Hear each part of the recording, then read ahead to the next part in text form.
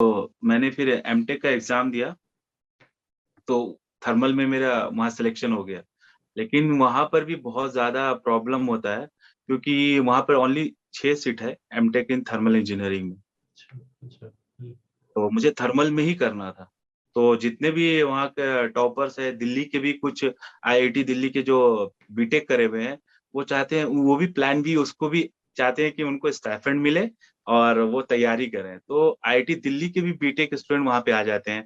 तो जिस वजह से कंपटीशन और बढ़ जाता है। और ये एग्जाम क्या है कि ऑल ओवर इंडिया होता है। मैंने ये एग्जाम को कोलकाता में दिया था। तो समझिए लगभग लगभग इंडिया से तो बहुत सारे लोग ने भरा था। तो उसमें लगभग लगभग 6 सीट के कारण उन्होंने सिर्फ ओनली 7 कैंडिडेट्स को ही शॉर्ट लिस्ट किया था। एक एक ही सीट उसमें वेटिंग लिस्ट होता है। ठीक, ओके। इस तरीका से था, सिलेक्शन हुआ था सर। हाँ। तो हम्म, एमटेक में जब मेरा हो गया, तो और इसमें सबसे बड़ी चीज है क्या है सर, ये ए ग्रेड यूनिवर्सिटी है और हम्म, बहुत नामी यूनिवर्सिटी है। लोग इसको बहुत जानते हैं, इंटरनेशनली ये नोन हम्म। यूनिवर्सिटी है। तो जब मैं एमटेक ज्वाइन कर लिया, और इसमें इसमें fees sir per year only 10,000 fees है सर। अच्छा, यानी आप नियरली 22,000 में आपका टोटल एमटेक का फीस इसमें इंक्लूड है, with all exam form everything. ओ, तो इसमें क्या है कि सर आप अगर इकोनॉमिकली उतना स्ट्रांग भी नहीं है तो आपको कोई प्रॉब्लम नहीं है, आप आराम से कर सकते हो। जिसमें आपको गेट के थ्रू आपको स्टाइपेंड 12,400 आराम से आप लेके अपना तैयारी कर सकते हैं। और आपके पास प्लान बी के साथ अगर आपको एमटेक करने के बाद पीएचडी भी करना है, तो ये इतनी नामी यूनिवर्सिटी की डायरेक्ट आपको आईआईटी वाले लोग भी ले लेते हैं। आईआईटी के प्रोफेसर आपको एब्जॉर्ब कर लेंगे, हम्म। रिसर्च स्टूडेंट वो पीएचडी के लिए।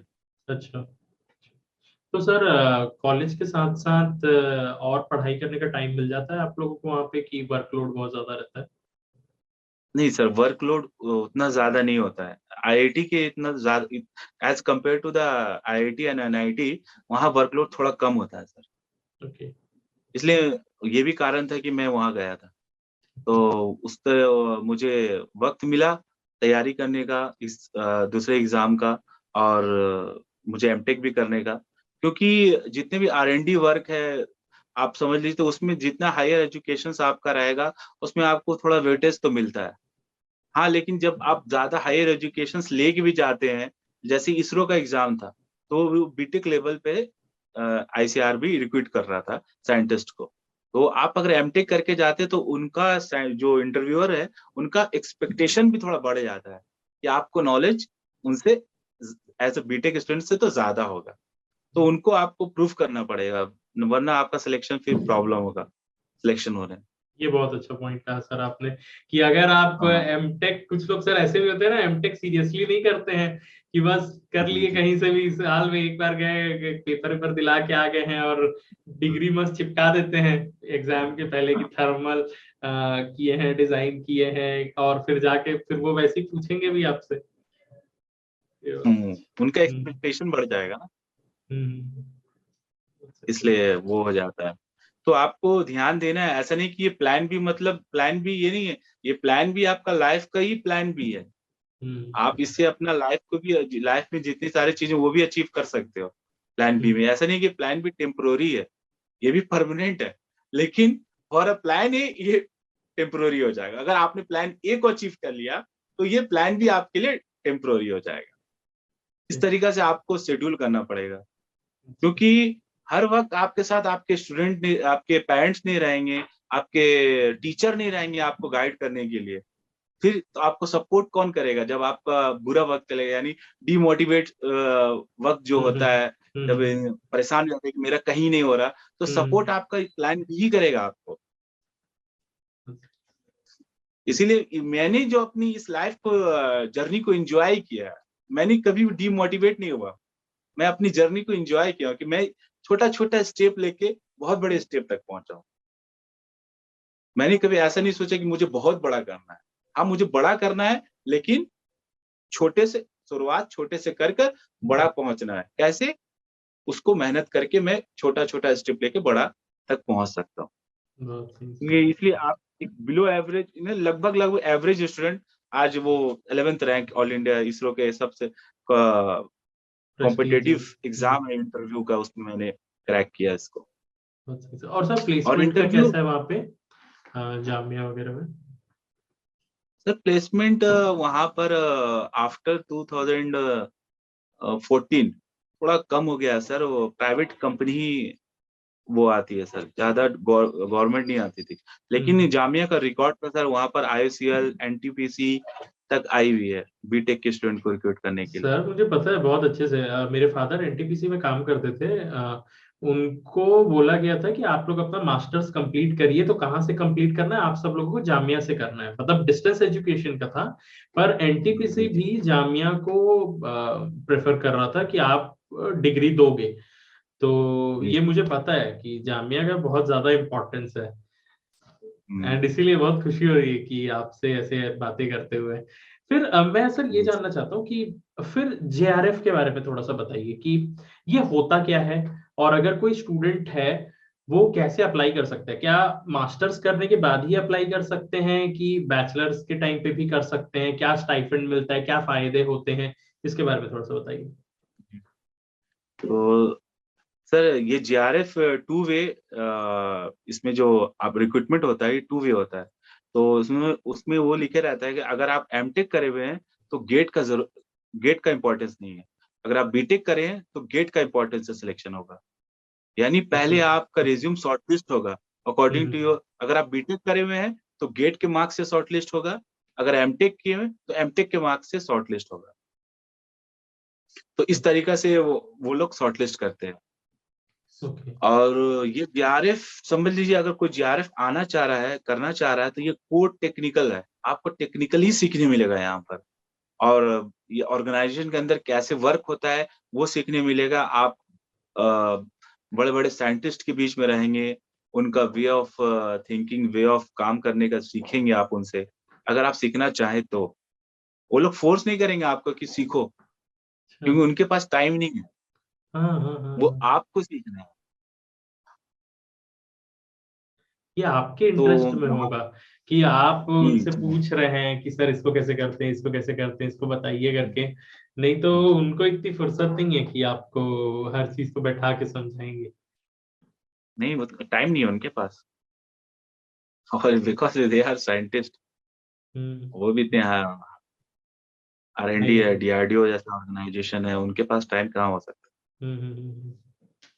वो अच्छा। अपनी ही जूनियर साइंटिस्ट, जो उनसे नीचे जो साइंटिस्ट है, नीचे कैडर में है, तो उनको टाइम नहीं देते हैं, तो JRF की तो बात की बात है। हाँ, लेकिन उनसे पूछने से वो बताते जरूर है।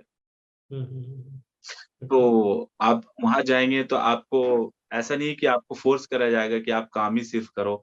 थोड़ा बहुत वक्त मिल जाता है आपको तैयारी करने का भी वहां पे। तो अच्छा। आप तैयारी भी कर सकते हैं और अपना जो काम चल रहा है वो भी करना पड़ेगा, क्योंकि they are providing nearly 40,000 per month. It is a big amount, hmm. Because now NTPC providing 45,000 to engineers. Training phase में ऐसे ही होता है। तो 40,000 दे आर प्रोवाइडिंग नेट। तो हम्म। वो लोग थोड़ा सा तो वर्क आपसे एक्सपेक्ट करेंगे ना, तो वो हम्म। थोड़ा आपको वर्क करना पड़ेगा वहां पे। हम्म। तो आप चीजों को सीखिएगा वहां पे जाके। एक रहते हैं कि तैयारी कर, मैं इसलिए ज्वाइन किया था JRF को क्योंकि आप एक माइंड में रह गए कि मैं रुक के तैयारी करूं। तो मैं उतना टॉपर स्टूडेंट नहीं था, मुझे वक्त के साथ मैं अपने आप को इंटीग्रेट करना था मुझे। तो मुझे प्लान बी के साथ चलना था और मुझे प्लान ए तक पहुंचना था। तो मैं प्लान बी के साथ में बहुत चीजें सीखा हूँ। हाँ, जो टॉपर रहते हैं वो डायरेक्ट पहुंच जाते हैं, लेकिन जो जिनका ज्यादा, लेकिन जब आप ऑर्गेनाइजेशन में पहुंचते हैं तो आपका मार्क्स, आपका वहां पर प्रमोशन डिसाइड नहीं करेगा, आपका एक्सपीरियंस डिसाइड करेगा कि आप वहां पर कितना आगे जा सकते हैं।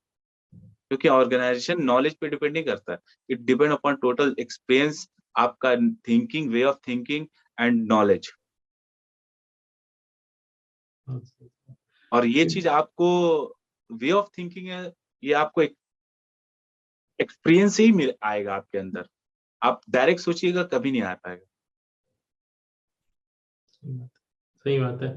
क्या है ना, यहाँ पे कई स्टूडेंट्स को ऐसा भ्रम रहता है ना सर, कि मेरा तो दिमाग नहीं चलता है साइंटिस्ट जैसा। मुझे इंटरेस्ट है टेक्निकल फील्ड में, पर इतना दिमाग नहीं है कि साइंटिस्ट ही बन जाऊं, क्योंकि उनके इन्वेंशंस देखने लायक रहते हैं। हम इतना सारा इसरो का देखते हैं या डीआरडीओ का न्यूज़ देखते हैं।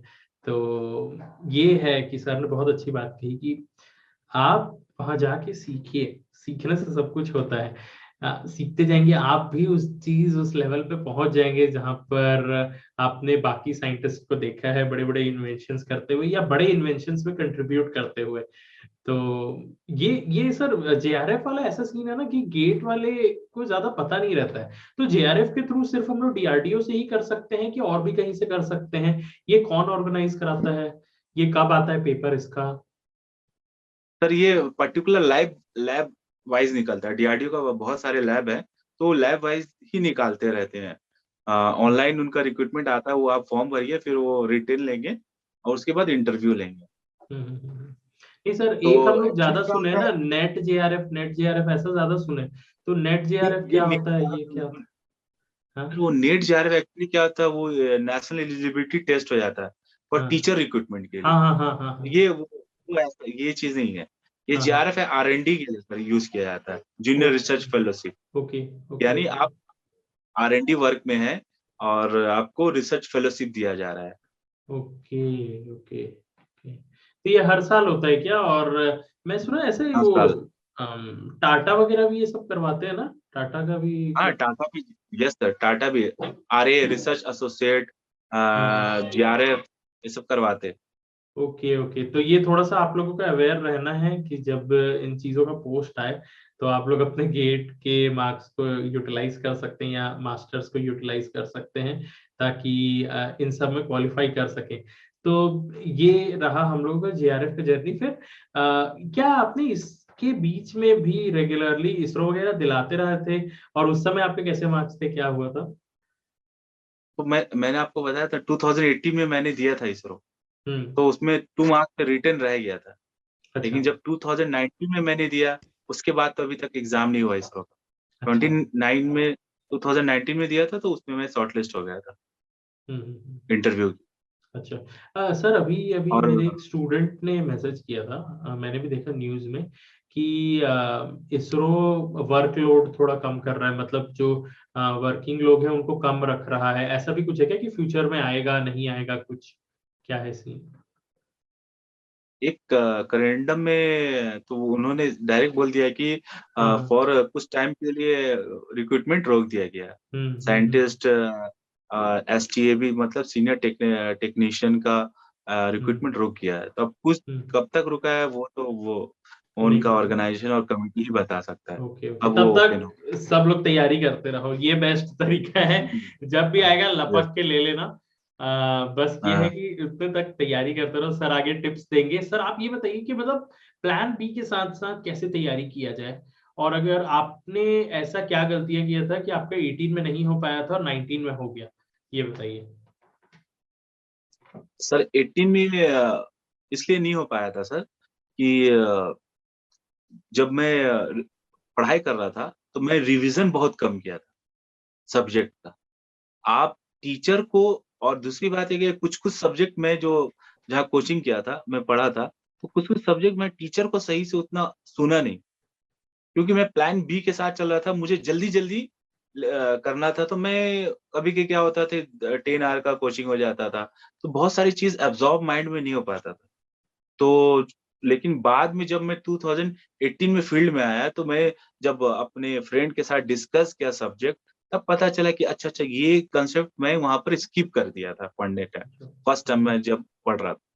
तो जब हम्म, स्किप कर दिया, तो जब सेकंड टाइम पढ़ा, तब लगा कि हाँ, मुझे ये करना था। उस चीज़ को, यानी कांसेप्ट को इम्प्रूव करने में थोड़ा वक़्त लगा, जिसके कारण मैं रिवीज़न कम कर पाया। तो रिवीज़न कम के कारण क्या हुआ कि मेरा कुछ मार्क्स से रह गया। और थोड़ा-सा ये भी गलती किया था कि मैंने ज़्यादा क्वेश्चन अटेम्प्ट कर दिया था। जिसके कारण नेगेटिव के कारण वो थोड़ा-सा 3 मार्क्स, 2 मार्क्स, लगभग 2 पॉइंट समथिंग, ये वो मेरा यानी क्रैक नहीं हुआ था। और ओके। उसी ईयर मेरे रूम पार्टनर, वो एक कट ऑफ से सिर्फ 1 मार्क्स ऊपर लाया था, room hmm, partner. Is scientist ISRO. अरे वाह। His name is Rashid Khan. Okay okay, तो सर को बस अब आप बोल दिए होंगे, मैं भी आ ही रहा हूँ, बस रास्ता बना के रखिए। अभी अभी क्या हुआ था, मैं एक आईएएस ऑफिसर का इंटरव्यू ले रहा था, सृजन वर्मा करके हैं, ऑल इंडिया रैंक 39। वो क्या कर रहे थे ना, वो इंजीनियरिंग सर्विसेज में 3rd रैंक है, ठीक है। तो वो क्या हुआ कि वो और उनके दोस्त तैयारी कर रहे थे साथ में यूपीएससी सिविल सर्विसेज का।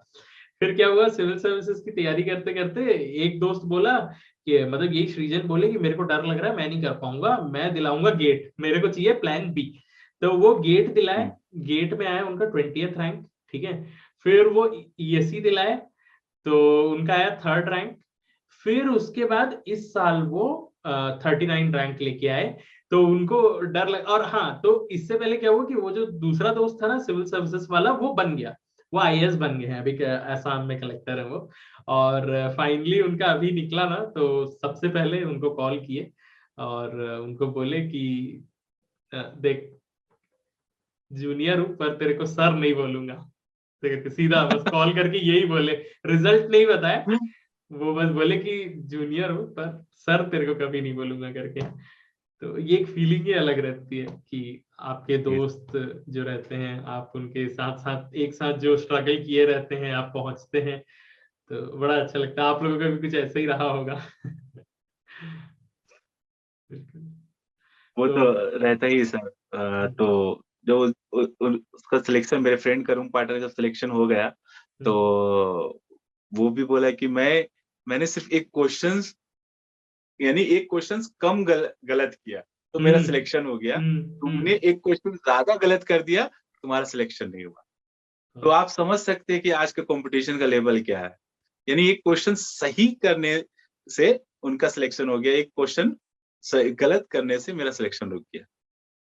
इतना इतना सा मार्जिन होता है, समझ लीजिए, सिलेक्शन के बीच में। तो आज वो साइंटिस्ट है, अब तो मेरे से वो सीनियर है, नियरली एक कैडर अब वो मेरे से सीनियर रहेगा, क्योंकि ये 2019 का रिक्रूटमेंट है, 20 हो गया, 21 हो गया, हर 3 साल में प्रमोशन होता है इसरो में। सर, आप जो चीजें अपने साथ लेके जा रहे हैं ना, वो एक बार के सिलेक्शन में नहीं होता है, वो जी जो जी, स्ट्रगल वाला रहता है ना, उसकी वैल्यू कई ज्यादा रहती है। कि बहुत पहले। पहली बात तो इस चीज की पीड़ा, इस चीज का दुख कि इतने गलती की वजह से नहीं हुआ, फिर उसके बाद फिर से हिम्मत जुटाना कि आप फिर से मेहनत कर रहे हो, 1 साल फिर लगेगा, फिर उसके बाद आप रिटर्न क्लियर करोगे, फिर उसके बाद 2 साल और लगेगा कि आपका फिर इंटरव्यू होगा। तो ये कोई और नहीं समझ सकता आपके सिवा। तो यही जानना बिल्कुल है कि आप ये बताइए कि 18 में ऐसा क्या आपने गलतियां की थी जिससे आपका नहीं हुआ था और 19 में हो गया। सर, 18 में क्या हुआ था कि सब्जेक्ट मुझे रिवीजन, मैंने कुछ सब्जेक्ट को छोड़ दिया था कि ये मैं नहीं करूंगा, ये सब्जेक्ट कर लूंगा। और कुछ कुछ इसरो का क्या है कि वो साइंस टेक्निकल में कोई भी सब्जेक्ट से कभी ज्यादा पूछ लेते, कभी कम पूछ लेते हैं। ऐसा नहीं है कि वो एवरेज इस सब्जेक्ट से, हर गेट की तरह नहीं है कि एवरेज एवरेज हर सब्जेक्ट से, वो कभी कभी इस सब्जेक्ट से ज्यादा हो जाता है, कभी सोम से ज्यादा हो जाएगा, या कभी इंजीनियरिंग मैकेनिक्स से ज्यादा हो जाएगा, इस टाइप से हो गया था। तो जो सब्जेक्ट मैंने रिवीजन नहीं करके गया था, तो उसमें क्या था कि मैंने 2-3 क्वेश्चन तुक्का लगा दिया था कि ये सही हो सकता है। लेकिन उसमें क्या हुआ था, वो क्वेश्चंस रिपीटेबल था ही, पहले एग्जाम का ही कोई क्वेश्चन था, लेकिन उन्होंने क्या किया था कि थोड़ा-सा उसमें न्यूमेरिकल वैल्यू चेंज कर दिया। यानी समझ लीजिए, अगर गेट में उसका 4 आया है, तो इसरो में उसका आंसर था 2। तो उस टाइप से मैंने क्या थोड़ा तुक्का लगा दिया नियरली सोच के कि हाँ, इसका तो 2 आया था, ये क्वेश्चन मैंने किया है, माइंड में आ जाता अच्छा है। अच्छा। जब आप टोटल क्वेश्चंस पढ़ रहे, बहुत सारे क्वेश्चंस लगा रहे, बहुत सारे हर बुक का, तब आपको याद नहीं रहेगा क्वेश्चंस आप कौन सा किए हैं। आपने लगा लिया, लेकिन जब आपके पास जब 1 आवर रहेगा, डेढ़ घंटा रहेगा एग्जाम में, और 80 क्वेश्चंस आएंगे, तब आपको सब कुछ, अगर आपने सही से पढ़ा, तो याद आने लगते हैं, क्योंकि वो कम कम कंसाइज हो जाता है, छोटा हो जाता है, और 80 क्वेश्चन का टोटल कंसेप्ट वहां पर याद आने लगता है। तो बहुत सारी चीजें वहां पर याद आने लगती है। तो इसरो का एग्जाम से मुझे ये लगा कि आप निगेटिव मत करिए, क्योंकि इसमें एक क्वेश्चन पे 3 मार्क्स मिलते हैं और गलत होने पे -1 मिलता है। तो लगभग अगर गलत कर रहे तो आपका -4 मार्क्स निगेटिव हो रहा है क्वेश्चन। बहुत सही कहा तो आपने। अगर हाँ, तो इसमें जब आपका गलती का निगेटिव मार्क्स पॉजिटिव के साथ यानी सही वाले से ऐड होता है, तो बहुत कट ऑफ से भी आप नीचे जा सकते हैं, बहुत ज्यादा जा सकते हैं। तो हम्म, यही चीज होता है इसरो के अंदर कि हम्म, आपको उतना ही करना है जितना आपको पता है। हम्म। ये अच्छा उस टिप दिया, प्रो टिप है, मतलब तुक्का वाला नहीं हम्म, करना है। और रहे तो कैलकुलेटेड करो, बिल्कुल ऐसा नहीं कि अरे देखे हैं कर देंगे कि सिमिलर आया है, ये बिल्कुल नहीं करना है। तो फाइनली फिर आपका क्लियर हुआ। तो ऐसा भी कुछ है क्या कि आपका मतलब गैप में कुछ प्रॉब्लम होती है? अगर आपका बहुत ज्यादा गैप है तो आपको कुछ बोला जाता है कि चलिए आपका तो जेआरएफ था, एमटेक था, हर एक चीज है, क्या आप इसके बारे में कुछ कह सकते हैं? आप किसी को जानते हैं जिनका गैप बहुत ज्यादा रहा है फिर भी उन्होंने क्रैक किया? ये मैं बता दूं। हाँ, अगर आपका गैप बहुत ज्यादा है तो इंटरव्यूअर लोग आपको थोड़ा सा ये सोचते हैं कि बैठ के तैयारी किया है, ये सिर्फ पढ़ा है और कुछ हाँ, किया नहीं है। थोड़ा सा निगेटिविटी इंटरव्यूअर के माइंड में थोड़ा इंटीग्रेट हो जाता है। ये हम्म, चीज को जब उनका रिज्यूम देखते हैं कि इन्होंने कुछ किया नहीं है अभी तक, बस ये हम्म, तैयारी कर रहे हैं 4 साल से 5 साल से, तो थोड़ा सा निगेटिविटी आता है कि बंदा सिर्फ पढ़ने सीखा होगा। अब मुझे पढ़ने वाला वहां नहीं चाहिए। मुझे आप एज अ साइंटिस्ट वहां पर रिक्रूट हो रहे हैं, आपको काम भी करना है और आपसे जूनियर से आपको काम भी लेना है हम्म, ऑर्गेनाइजेशन में। सबसे बड़ी चीज ये है, तो वो देखते हैं कि थोड़ा सा आपका अगर बैक का बैक क्या बोलते हैं उसको, गैप कम है तो ज्यादा एडवांटेज होता है। और गैप ज्यादा हो जाने से फिर वो लोग क्वेश्चन भी बहुत और स्ट्रॉन्ग क्वेश्चन पूछते हैं, टफ क्वेश्चन पूछने लगते हैं कि इसको टेक्निकल नॉलेज अगर होगा तो बहुत ज्यादा याद किया हुआ होगा, तो उसको और टफ पूछते हैं वो लोग, इंटरव्यूअर हम्म, लोग। थोड़ा हम्म, उनको प्रॉब्लम होता है क्रैक करने में, बार्क का इंटरव्यू, इसरो का इंटरव्यू, ये सब का क्रैक करने में थोड़ा प्रॉब्लम होता है, एनपीसीआईएल का इंटरव्यू। हम्म। तो अब हम लोग ना फाइनल अपने इंटरव्यू वाले पार्ट में आते हैं। आपने बहुत कुछ तो बता ही दिया है, पर मैं स्पेसिफिकली आपसे ये पूछना चाहता हूँ कि आपको किस टाइप के क्वेश्चंस पूछे गए थे, जो पहले टेक्निकल था, और फिर लॉजिकल वाले क्वेश्चंस कैसे रहते हैं? कुछ आप मतलब एग्जाम्पल के थ्रू बता सकें तो, ताकि यहाँ पर जो देख रहे होंगे वो लोग थोड़ा सा प्रिपेयर करके रखें कि हाँ भाई ऐसा ऐसा होता है। देखिए, मैं सब क्वेश्चन तो नहीं, कुछ क्वेश्चन बता रहा हूँ कैसे उन लोगों ने कन्वर्ट किया हम्म, टेक्निकल नॉलेज को। उन्होंने रेगुलर मुझसे क्वेश्चन पूछा, रैपिड रैपिड फेस था। वो पूछ रहे थे हम्म, मैं जवाब दे रहा था, वो पूछ रहे थे मैं जवाब दे रहा था। बस उनको थोड़ा प्रॉब्लम लग रहा था तब वो क्वेश्चन रिपीट कर रहे थे। तो उससे हम्म, मुझे ये समझ में आ रहा था कि मैंने जो बोला है वो लोग जो सुनना चाहते वो मैंने कंप्लीट नहीं किया। तब मैं थोड़ा डायरेक्शन चेंज करता था आंसर का, तो वो स्ट्राइक करता था, फिर क्वेश्चन चेंज हो जाता था। इसी तरह जब वो रैपिड पूछने लगे कि हाँ तुम ब्लैक बॉडी ग्रे बॉडी का डायग्राम बनाओ, बनाया मैंने। आप जैसे इमिसिटिविटी नहीं, इमिसिव पावर वर्सेस वेवलेंथ हम्म, का बोले कि एक्सिस बनाओ। हम्म, तो मैंने सोचा कि एक तो टाइम ही नहीं दे रहे हैं, तो मैं क्या सोचा कि थोड़ा सा दिमाग लगाते हैं कि इमिसिविटी वर्सेस आप इसका डायग्राम, आपका वेवलेंथ, इमिसिव पावर वर्सेस आपका वेवलेंथ वर्सेस डायग्राम बनाओ, ग्रे बॉडी, ब्लैक बॉडी और ये बॉडी का। तो हम्म, मैं टाइम लेने के लिए मैंने क्या है कि एक्सिस थोड़ा बड़ा किया। तो वो हम्म, लोग समझ गए कि ये इसको मैं डिस्टर्ब कर रहा हूँ, वो थोड़ा टाइम अपना निकाल रहा है, वो ये भी हम्म, ऑब्जर्व कर रहे थे। तो वो अच्छा, लोग ने पीछे से फिर आवाज आई मुझे कि नहीं नहीं जमशेद लाइन छोटा खींचो, वक्त नहीं है हमारे पास। हम्म, तो उन्होंने पहले मुझे डिस्टर्ब कर दिया एक्सिस एक्सिस खींचने में। ओह, ओके ओके ओके। सोचिए आप, इतना डिस्टर्बेंस आपको किया जाता है। तो फिर अब मैंने इम्यूनिटी वर्सेस, फिर उन्होंने बोला ब्लैक बॉडी का बनाओ, मैं बनाया। ग्रे बॉडी का बनाओ, बनाया। फिर बोले रियल बॉडी का बनाओ, बनाया। फिर चौथा क्वेश्चन जो उनका था, बोले कि कलर बॉडी का बनाओ। अच्छा, अच्छा, हाँ, हाँ, तो आप समझ लीजिए, अगर मैं उनका ये जवाब नहीं देता तो मेरा सिलेक्शन नहीं होता।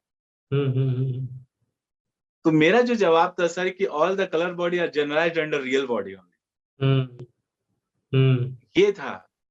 आप समझ लीजिए, ये आप वहां पर नहीं बोल पाएंगे जब आप सब्जेक्ट को एक बार पढ़े रहे, 2 बार पढ़े रहे। लेकिन आपको जब सब्जेक्ट का बहुत ज्यादा नॉलेज हो जाएगा, थोड़ा बैकग्राउंड क्लियर रहेगा कि हाँ देयर हम जो भी रियल बॉडी बोल रहा है तो ऑल कलर बॉडी पे हम लोग अजम्पशंस लेते थे, तो वो स्ट्राइक करेंगे बहुत। यही इस टाइप से लॉजिकल वो स्ट्राइक कर रहे थे, और वो भी रैपिड मोड में। आपको अगर पता भी है तो आप थोड़ा सोचेंगे, उतना देर में आपका वक्त खत्म हो जाएगा। तो उस वक्त में ही बताना है, क्योंकि इसरो का यही है कि वो कम से कम वक्त में वो ज्यादा से ज्यादा टेस्ट करना चाहते हैं चीजों को। तभी एग्जाम और पैटर्न आपको भी ऐसा ही है। जी जी, यही वजह है।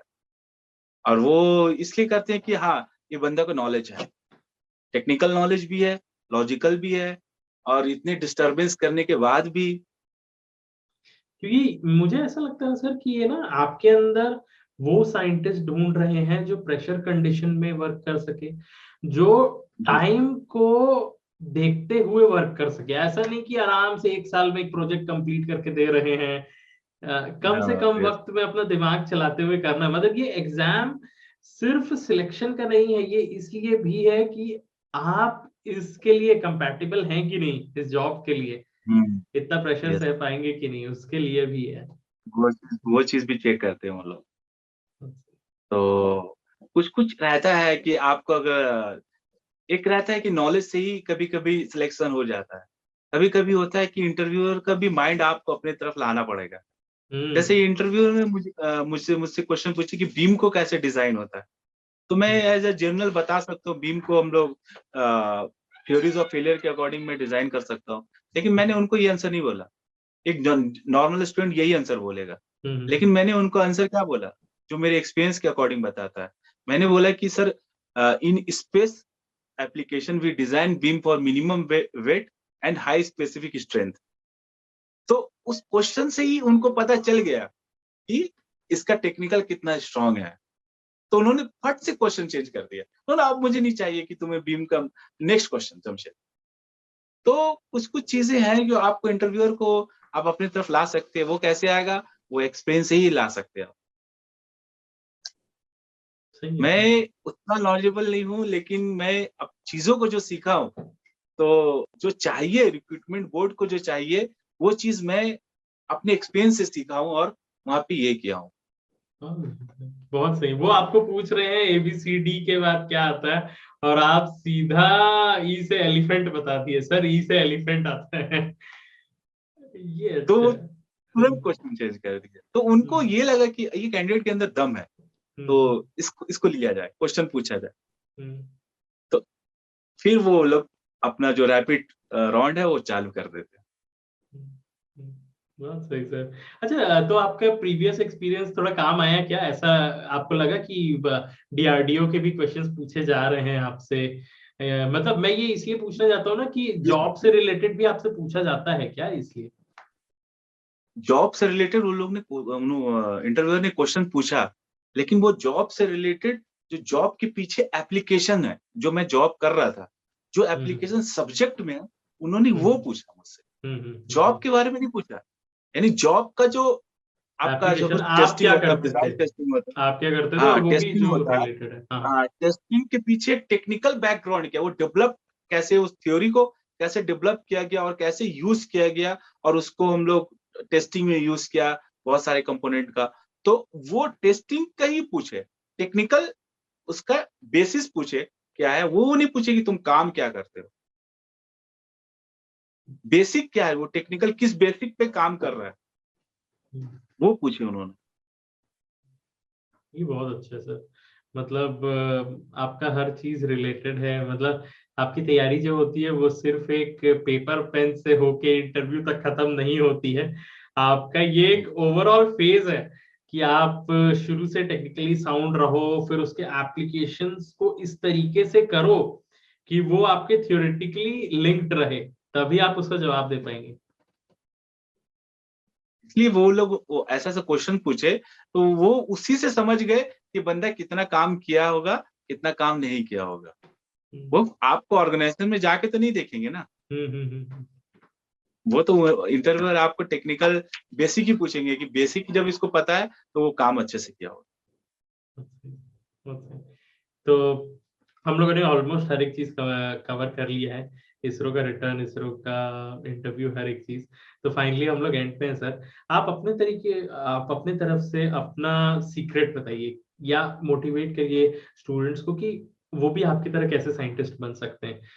आप हमेशा कैसे मोटिवेटेड रहे और बाकी लोगों को कैसे मेहनत करना चाहिए कि कोई भी प्रॉब्लम आए चाहे वो आगे बढ़ते रहें। क्योंकि कई स्टूडेंट्स ऐसे भी होते हैं ना सर जो कई चीजों का बहाना मार देते हैं कि मेरे पास रिसोर्सेस नहीं है सर, मेरे पास फाइनेंशियल नहीं है, और नाना तरीके के बहाने। आप उन सब के लिए एक बहुत अच्छा मैसेज दे दीजिए। देखिए सर, मैं अपनी प्रिपरेशन के फेज में कि मुझे जहाँ पहुंचना था, मैं सबसे बड़ा एक इसरो का पोस्टर लगा दिया था टेबल के सामने अच्छा। कि मैं जब पढूं, टेबल पे बैठूं तो इसरो दिखे मुझे, और मेरा माइंड कहीं ना जाए, यानी डाइवर्ज ना हो कि मुझे जाना है तो इसरो या डीआरडीओ, दो मैंने वो लगा रखा था पोस्टर, तो डायरेक्शन होने के लिए कि मैं कभी देखो कि हाँ मुझे तैयारी करना है। तो एक टेबल के सामने वो पोस्टर था, वो भी मोटिवेट मुझे करता था। दूसरा एक ये था सर कि मैं अपने बचपन क्या, मैंने जब से आफ्टर 12 मैंने बहुत सारी चीजों को ऑब्जर्व किया है कि अगर कोई इंसान कोई चीज नहीं कर पा रहा है तो उसका कारण वही है, और कोई कारण नहीं है। अगर आप कोई चीज अचीव नहीं कर पा रहे या कुछ काम नहीं कर पा रहे हैं, तो उसका कारण सिर्फ और सिर्फ आप ही हैं, कोई इसका कारण नहीं हो सकता। तो वो कारण आपको ही ढूंढना पड़ेगा कि मैं क्यों नहीं कर पाया, और नहीं कर पाया तो नेक्स्ट टाइम कैसे किया जाए, वो भी आपको कारण ढूंढना पड़ेगा। तो ये लाइन मुझे बहुत मोटिवेट करता था सर, कि अगर मैं नहीं कर पा रहा हूँ, इसका कारण मैं ही हूँ। मैं किसी पे ब्लेम नहीं करूँगा कि मुझे रिसोर्सेज़ नहीं मिला, मुझे मेरे फादर ने मुझे सपोर्ट नहीं किया, क्योंकि मेरे फादर बहुत ही पहले डेथ कर गए थे। मैं बचपन में ही थे, मेरे फादर डेथ कर गए थे। तो मम्मी ने हम लोग को ग्रो किया, बहुत सपोर्ट किया, बहुत सारे फेज़ को मैंने देखा है। लेकिन अगर उस फेज़ को लेके मैं सोचता रहता, मैं इस लेवल तक नहीं पहुँच सकता।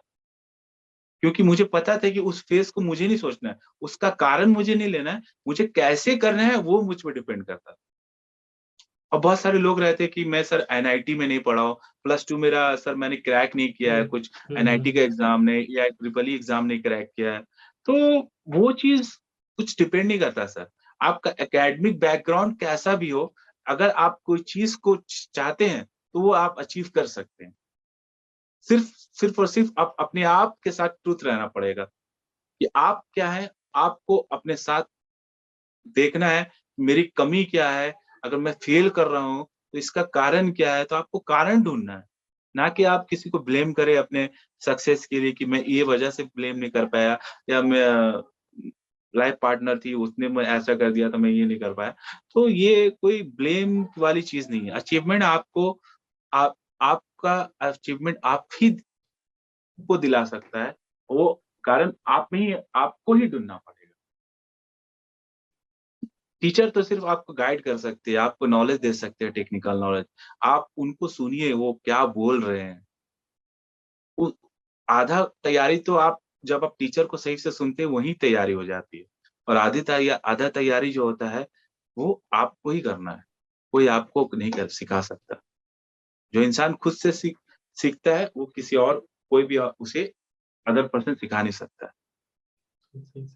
मैं भी कई बार अपने स्टूडेंट्स को यही बात कहता हूँ कि आप जिस दिन ना ब्लेम गेम करना चालू कर देते हैं ना, कि सरकमस्टेंसेस पे देना चालू कर देते हैं, आपकी ताकत उसी समय चले जाती है, और फिर उसके बाद जी, इम्प्रूवमेंट का स्कोप ही नहीं रह जाता है ना? तो अपने जिस दिन आप ये सोचने लग जाते हैं कि गलती इस घर की थी, है ना, तो उस घर को दे दिया आपने कि ये इन्वायरमेंट की वजह से हो गया करके, और फिर आप क्या कर पाएंगे? आप उसको थोड़ी ना चीज कर सकते हैं। आप अपने को ब्लेम करेंगे तो आप इम्प्रूव करेंगे।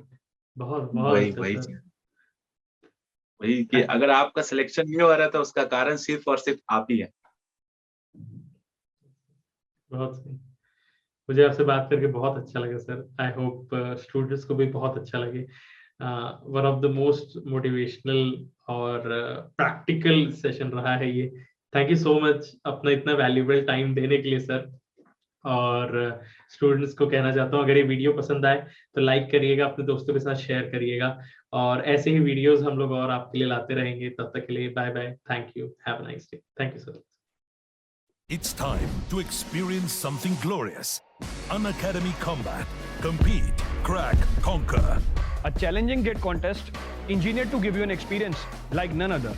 Where you put your knowledge to test. And battle it out with a test. To bring out the best in you, Unacademy Combat is the most competitive, gamified contest for GATE till date, with the best of the questions by best educators. With detailed video solutions from top educators right after each contest. Combat live with peers to get real-time rankings and win big. Participate in every contest to improve your ratings. Challenging contests every fortnight or alternate Sunday. Live ranking after every question. Big rewards for top rankers. Your passion to crack GATE deserves this. Your hard work towards your dream deserves this. Fuel your inner fire for the ultimate GATE challenge. Unacademy Combat. Register now.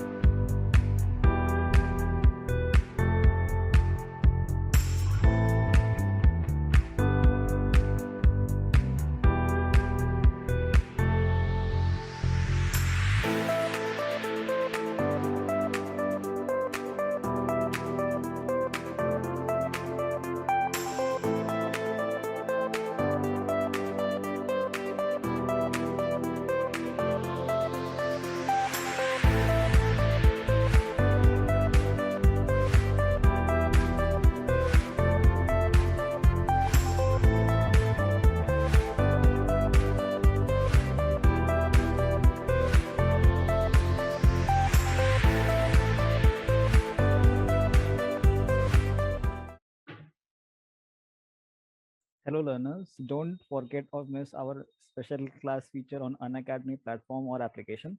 Special class features are interactive live classes, polls for the learners, raise a hand feature, never miss a class, lecture notes, and you can go through lectures from anytime and from anywhere.